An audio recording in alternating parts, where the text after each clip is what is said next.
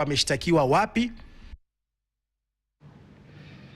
Na hayo yakijiri, serikali imeanza kutekeleza mfumo wa dhamana ya mazingira kuhakikisha kampuni ya uchimbaji madini inarejesha ardhi baada ya shughuli zao za uchimbaji madini.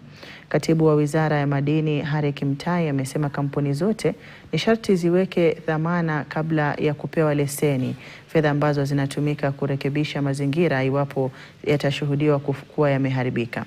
Akizungumza huko Sunza katika kaunti ya Kwale wakati wa zoezi la upandaji mikoko zaidi ya 20,000, Kimtai alisisitiza umuhimu wa kulinda mazingira sambamba na kukuza uchumi.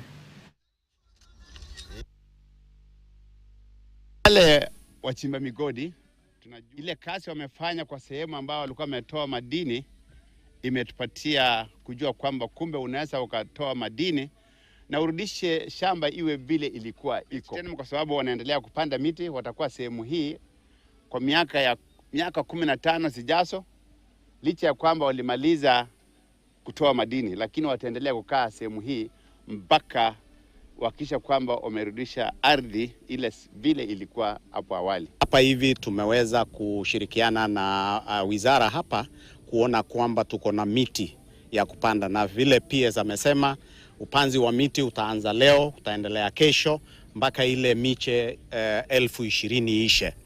Na pia tunashirikiana na Wizara ya Misitu ama State Department of Forestry katika sehemu zingine za nchi. Kwingineko, mwanamke mmoja